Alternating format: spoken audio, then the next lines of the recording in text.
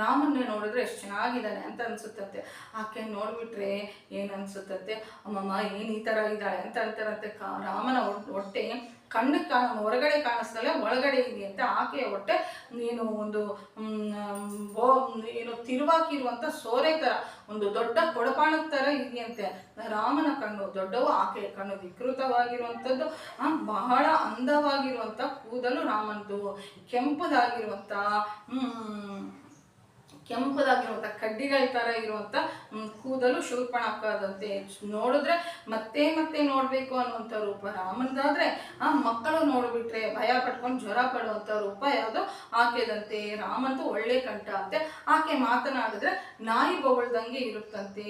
ರಾಮ ಒಳ್ಳೆ ಯೌವನದಲ್ಲಿರ್ತಾನಂತೆ, ಆಕೆ ಬಹಳ ಮುದುಕಿಯಾಗಿರ್ತಾಳಂತೆ. ರಾಮ ಯಾವಾಗಲೂ ನ್ಯಾಯದಿಂದ ಪ್ರವರ್ತನೆ ಮಾಡ್ತಾಳಂತೆ.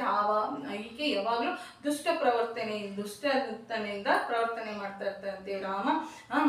ರಾಮನನ್ನು ಯಾರಾದರೂ ಒಂದು ಸಾರಿ ನೋಡಿದ್ರೆ ಸಂತೋಷ ಪಡ್ತಾರಂತೆ, ಆಕೆಯನ್ನು ಯಾರಾದರೂ ನೋಡಿದ್ರೆ ಭಯ ಪಡ್ತಾರಂತೆ. ಇಂತಹ ಶೂರ್ಪಣಕ್ಕೆ ರಾಮನ ಕಡೆ ನೋಡ್ಬಿಟ್ಟು, ನೀನು ಎಷ್ಟು ಅಂದವಾಗಿದೆಯಾ, ಜಟಾಮಂಡಲವನ್ನು ಕಟ್ಕೊಂಡಿದೆಯಾ, ನಿನ್ನೊಂಗೆ ಇನ್ನೊಬ್ಬ ಪುರುಷ ಕೂಡ ಕಾಣಿಸ್ತಾ ಇದ್ದಾನೆ, ಆದರೆ ನಿಮ್ಮ ಮಧ್ಯದಲ್ಲಿ ಆಕೆ ಯಾರು ಅಷ್ಟು ವಿಕಾರವಾಗಿ ಅಂತಂದರೆ ಸೀತಮ್ಮನ ಬಗ್ಗೆ ಅಷ್ಟು ಅಂಗವಿಕಾರವಾಗಿ